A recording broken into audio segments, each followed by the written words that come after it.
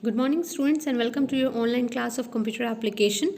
So today in the revision tour we'll be discussing about the different types of operating system and the different types of network. So let us begin the video. Let's see the different types of operating system used in computer. Now the first one is single user operating system. As the name is itself says that it is a single user operating system, so only one user can be supported by it at one point of time. Now further it is divided into subcategories, which is a single task OS and single user multitask operating system. In single task OS, the OS operating system supports or runs only a single application at a time. For example, Microsoft Disk operating system, which is MS-DOS. And in a single user multitasking operating system, the operating system supports one user, but it can deal with multiple applications running at a time simultaneously, such as suppose you are listening to a music and you're working on a Word document, or you are viewing a video and you're browsing on internet. So those kind of tasks can be performed simultaneously. It is a multitasking single user operating system, which is also categorized under single user OS.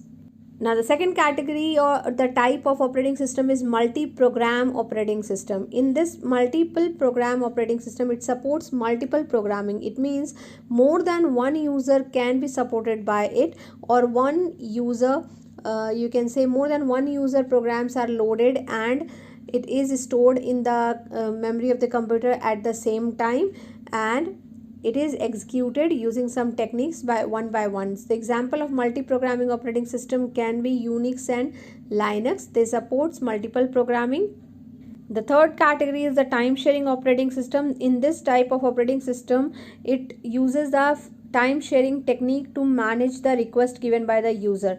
For example, I have given two tasks to the computer. Now the fair share of time, fair share means the equal proportion of time will be divided in the both the tasks, and suppose in the given set of time for the first task fails to perform, then the CPU or the operation jumps over to the next task which is given by the user, and the first task will be on a waiting time, and then once the second is completed, and then the first task will be completed. You can take an example. For example, I am opening a Word file and I am opening a music. For example, a fair share of time of 2 seconds are given for both the tasks. So if the opening the music is taking time more than 2 seconds, so the second task, which is opening the MS Word document, will be performed first, and then CPU will shift that task to the second one, and then once the file is open, then the music will be played. So this is how time sharing operating system works. Now the example of time sharing operating system are BSD, Unix and Jenny. There are many other examples given in your book, you can see.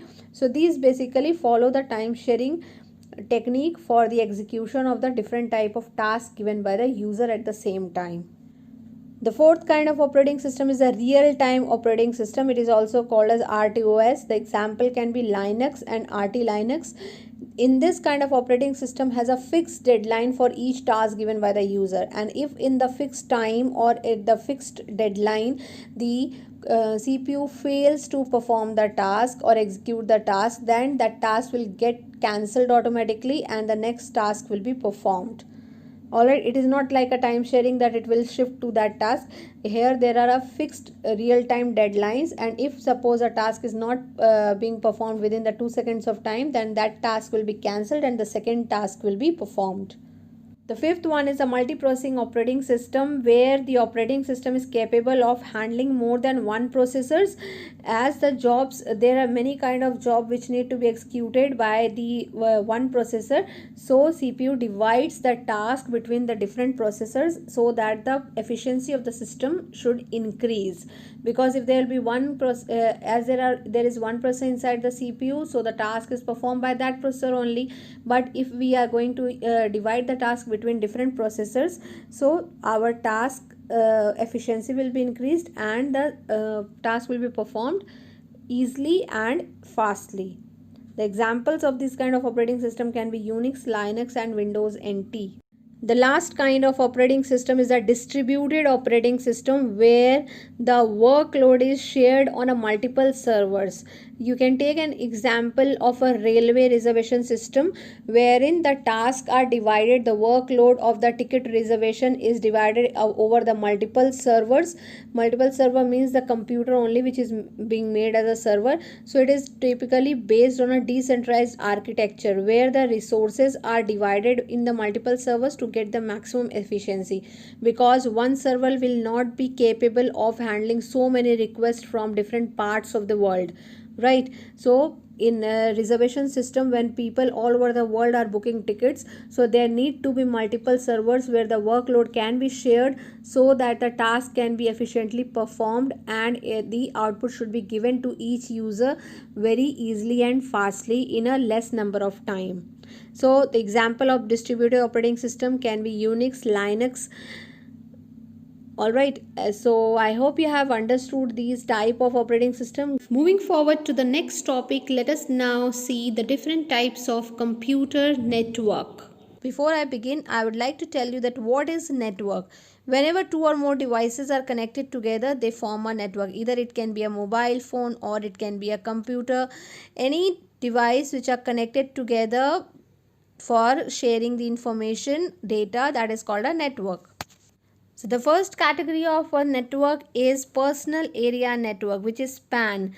Personal area network is formed by connecting the electronic devices at a particular individual's workspace. It means at a home or maybe an office, when your mobile or computer is transmitting the data or information, or you are sharing the data or information among the computer and smartphones, which is available at your workspace, at your home, at your office only. So that is called as a forming a personal area network. You can see the diagram here where a laptop is connecting the different devices, the mobile phones, other laptop, headphone, printer. So this form of network is called as personal area network.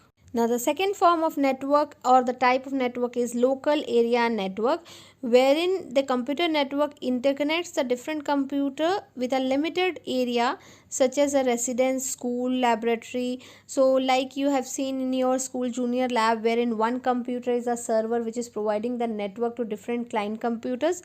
So that can be called as a local area network, where one computer is the main host computer and that is providing these services to the different computers or the different workstation which are connected to it. You can see the diagram here that on the center there is a server which is providing services to different client computers. The computer which is connected to the network is called as a host or node or a workstation, whereas the computer which is not connected to any kind of network like your personal computer or a laptop, that will be called as a standalone computer. And the third type of a network is metropolitan area network, wherein the network connects the user with different resources in a different geographical location, which is within the metropolitan area. You can say that a network which is connected over a city is called as a metropolitan area network, or a computer which are providing the services or in a particular city only, so that can be called as a metropolitan area network. You can see the diagram here where you can see that the office building wherein the computers are connected together providing the services, a residential area or a building of a government, an apartment or a colony where a particular network is being computers are being connected together and sharing the information together, a university campus under which you can find the Wi-Fi connection or maybe the internet connection where you can connect your computer and you can share your information. So those kind of network which are formed together inside the university campus or maybe in the residential area and particular apartment in the city, that can be called as a metropolitan area network. So the last form of network or the type of network is wide area network. Wide area network, basically it extends the geographical location. As man was under the city, so it is now you can say spread across the world. So the network which is spread across the world can be called as wide area network. There are few examples of it, but the most important and example is the internet. Internet is itself the example of wide area network, where people all around the world are connecting together and sharing the information.